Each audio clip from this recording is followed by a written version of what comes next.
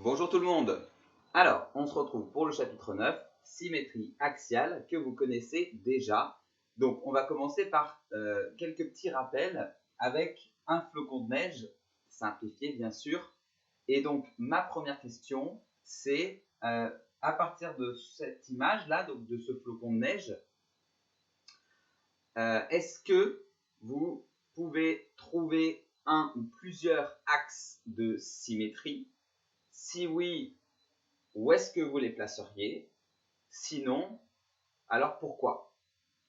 Donc l'idée, c'est de mettre pause là sur la vidéo et d'essayer de placer, ou si ce n'est pas possible de réfléchir pourquoi, je répète ma question, on cherche en premier lieu pour commencer, est-ce qu'il y a des axes de symétrie pour cette figure?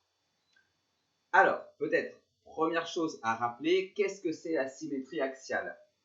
La symétrie axiale, c'est le fait qu'une figure puisse se superposer sur elle-même à partir d'un axe de symétrie. C'est-à-dire que selon l'axe de symétrie, on dit qu'elle se superpose par pliage. D'accord? Donc là, est-ce que, par exemple, on ne pourrait pas trouver un axe, pour commencer, qui fait que la figure, si elle se plie le long de cet axe, on retrouve les mêmes points. Alors, je pense que vous en avez trouvé un plutôt évident, c'est celui-là. Oui, très bien. Une droite qui est verticale. On voit bien que là, donc, si on essaye de plier la figure selon cette droite, l'espèce de pas de doigt qui est ici va se retrouver ici par pliage, d'accord? De même ici, ici, les deux points ici, ici, pareil. Donc ça marche. Donc déjà, ceux qui m'avaient dit qu'ils n'en avaient pas trouvé, bah si, là, il y en avait au moins un. Maintenant, est-ce qu'il n'y en a pas d'autres? Oui, très bien. Il y en a d'autres. Parce que, en fait,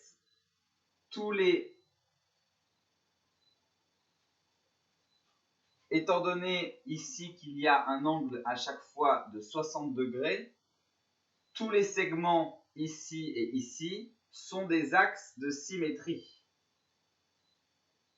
Alors, pourquoi? Si on prend celui-là, en fait, c'est exactement la même chose si on tourne un peu la figure. Si besoin, vous tournez la feuille ou vous tournez votre tête, et c'est pareil, les deux pas de doigts ici vont se retrouver les unes sur les autres, les deux ici également, et donc ça marche pour celle-ci, pour cette droite, ça marche également pour celle-ci. Donc, on en a 1, 2, 3. Donc, vous auriez dû me dire, oui, il y a 3 axes de symétrie, et voilà les 3 que vous pouviez tracer. Alors, ça c'est la première chose que vous connaissiez déjà, c'est un axe de symétrie. Il permet, lorsque on plie la figure sur cet axe, de retomber exactement les mêmes points les uns sur les autres. Vous avez certainement utilisé les panneaux de signalisation comme par exemple le panneau sens interdit qui possède lui aussi plusieurs axes de symétrie. Combien? 2, très bien. Un vertical, un horizontal. Et lui, contrairement à ma figure là, ne possède pas celui-là, puisque par pliage, ce point devrait se retrouver par là, ce point devrait se retrouver par là. Donc, attention, hein, c'est à chaque fois différent selon la figure. Donc, première chose, c'est être capable, vous, quand vous avez une figure, de tracer un axe de symétrie, ou alors, si je vous donne deux figures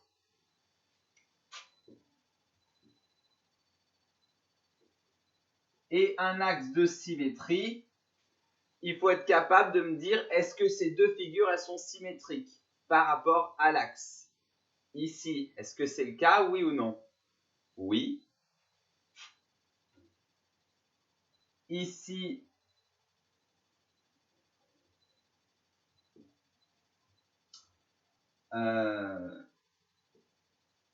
est-ce que c'est le cas, oui ou non? Non. Donc, ça, c'est un effort de visualisation que vous avez déjà fait, donc on ne va pas retravailler ça. Voilà. Donc, on va passer à la suite, à ce qui est nouveau. La construction du symétrique d'un point. Donc, on va garder pour l'instant mon exemple avec le flocon de neige pour avoir cette idée donc de qu'est-ce qui se passe en fait quand on plie la feuille, qu'est-ce qui est sous-entendu mathématiquement et qui fait qu'effectivement c'est symétrique.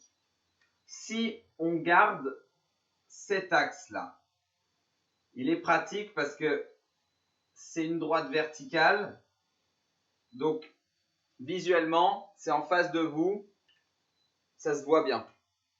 Donc ce point, son symétrique c'est lui. D'accord, donc par pliage, encore une fois, si on visualise, le pliage, il se fait comment finalement? Le pliage, il se fait d'une certaine manière. Autrement dit, mon segment là, il est comment par rapport à ma droite verticale? Très bien, c'est la première chose qu'il faudra absolument se rappeler, qu'il faudra apprendre par cœur et qu'il faudra utiliser en premier quand vous tracerez des symétriques, c'est la notion de perpendicularité. Effectivement, quand on plie, on ne s'en rend pas compte, mais ce pliage, il ne se fait pas n'importe comment. Il se fait pas, vous pliez pas votre feuille comme ça, et puis comme ça, et puis comme ça. Non, vous avez votre droite qui est comme ça, et vous la pliez comme ça. Donc, en faisant ça, vous voyez, un angle droit en fait. Voilà, qui se dessine. Donc, du coup, perpendiculaire. Et puis, pour que, justement, donc là aussi, c'est perpendiculaire. Le symétrique de ce point, c'est ce point.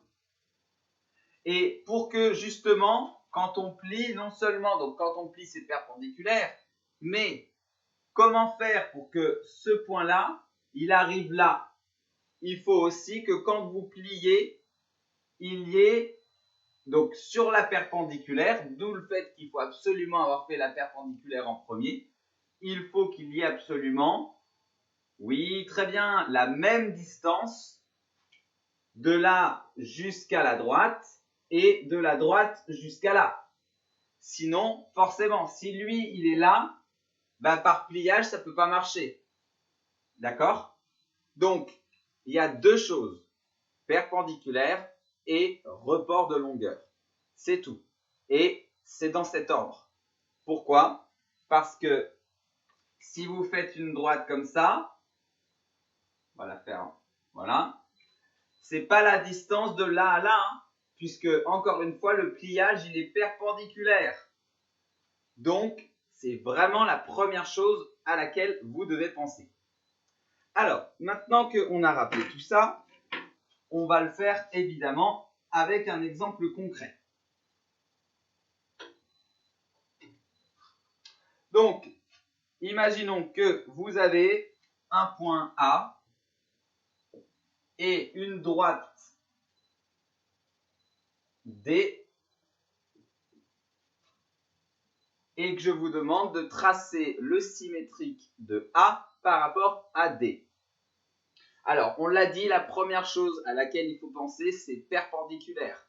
Perpendiculaire, vous devez automatiquement penser équerre. On a rappelé dans le chapitre précédent comment utiliser une équerre, donc ça ne devrait plus être un problème.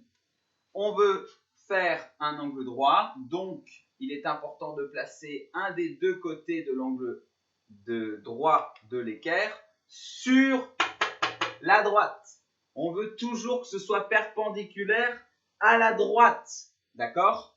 Donc, soit ce côté est sur la droite, vous voyez, et il faudra avancer pour arriver au point A, soit, là vous voyez du coup, je suis un petit peu trop petit, donc soit ce côté, toujours sur ma droite, là c'est bon, j'avance jusqu'au point A et je peux tracer ma perpendiculaire.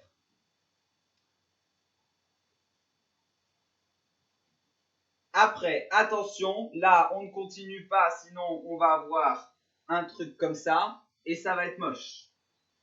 Donc, on se rappelle ce qu'on a dit la dernière fois.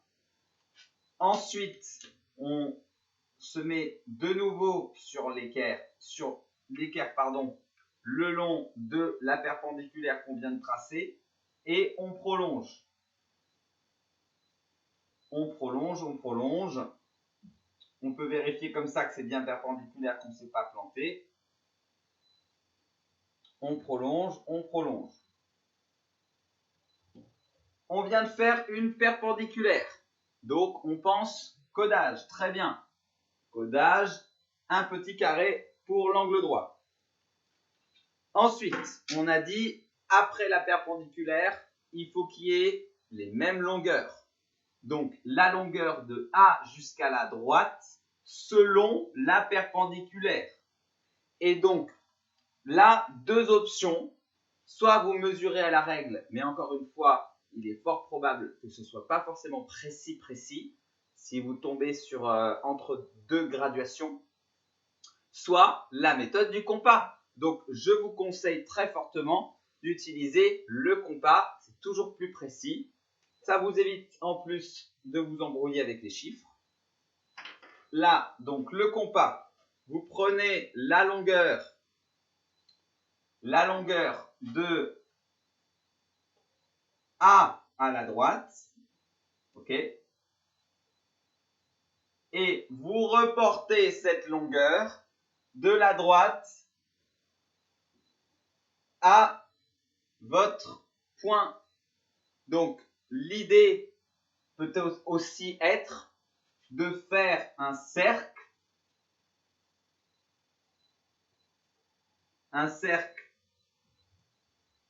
pour bien comprendre cette idée que là, en fait, vous avez un rayon et là aussi.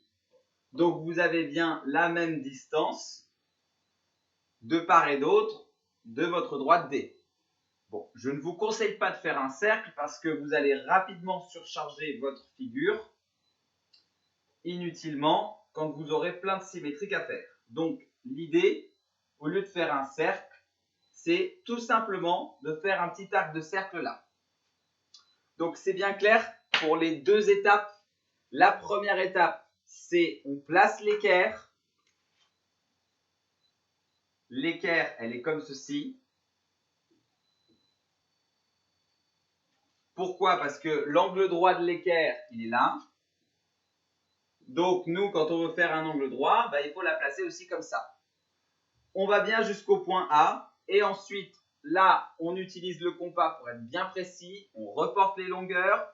On a du coup utilisé le compas. Et donc, on pense bien au codage. Il ne manque plus qu'une dernière petite chose.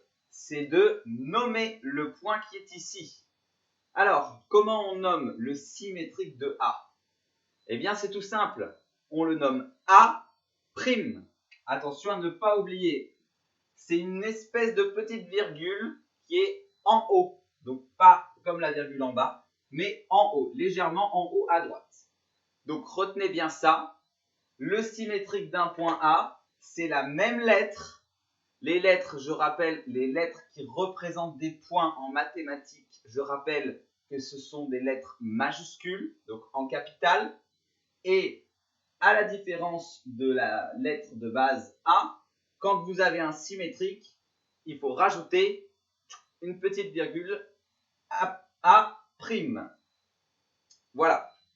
Donc, si on revient à la définition de base, on nous disait donc deux figures ou deux points sont symétriques par rapport à la droite D s'ils se superposent par pliage.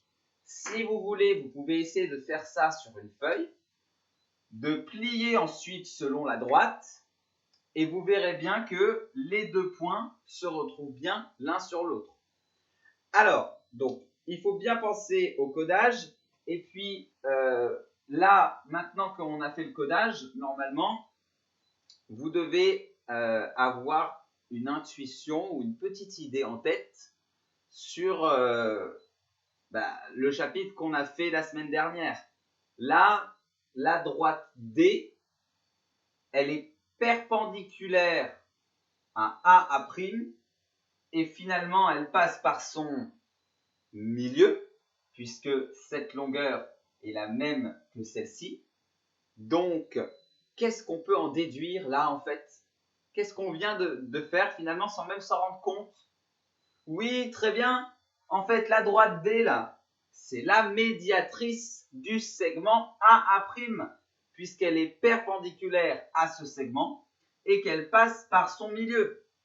Donc, petite nouveauté, non seulement vous connaissez les axes de symétrie, mais en plus maintenant vous saurez qu'un axe de symétrie par rapport à un segment, quand on veut construire le symétrique d'un point, eh bien c'est aussi la médiatrice de ce segment. Voilà pour la première partie de ce chapitre. Alors, on continue, on va voir quelques petites règles ensemble maintenant. Alors, imaginons maintenant que je vous demande le symétrique d'un point M qui est sur l'axe de symétrie. Quel est son symétrique? Étant donné que quand on plie la figure, il y a un truc qui ne bouge pas, c'est la droite, l'axe de symétrie. Donc le symétrique d'un point qui est sur l'axe, sur la droite, c'est qui? Oui, très bien, c'est lui-même. Alors, deux choses.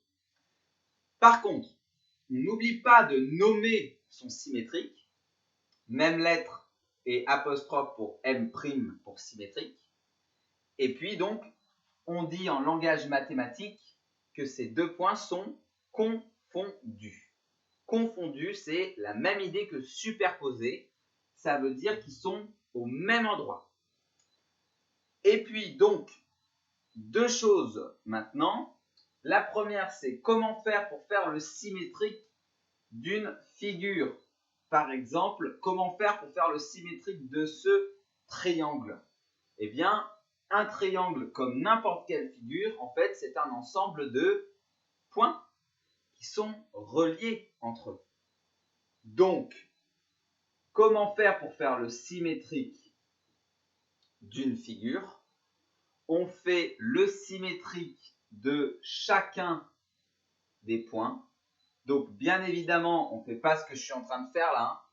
On utilise l'équerre, on fait la perpendiculaire, on prolonge, d'accord? Je vais un petit peu vite là, je fais à main levée, mais évidemment, vous, si vous faites ça sur votre feuille, ce sera faux. Là, c'est pas précis. On reporte les longueurs.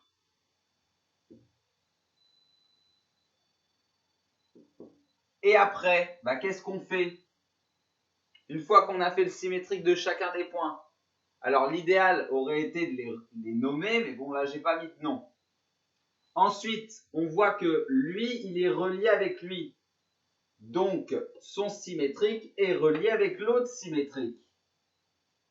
Lui, il est relié avec lui. Donc, son symétrique sera relié avec son symétrique. Et lui, il est relié avec lui. Donc, son symétrique va être relié avec lui. Donc, on fait premièrement le symétrique de chacun des points.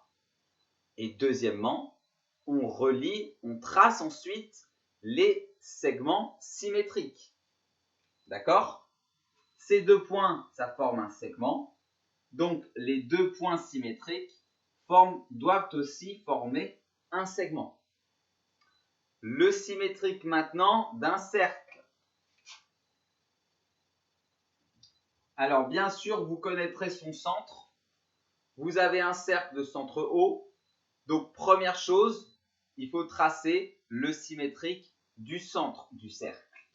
Donc, pareil, évidemment, vous utilisez l'équerre, vous tracez la perpendiculaire, vous prolongez, vous prenez le compas, vous reportez. Le symétrique de O, c'est O'. Alors, on va partir du principe que si je vous demande le codage, vous le faites, sinon, vous ne le faites pas.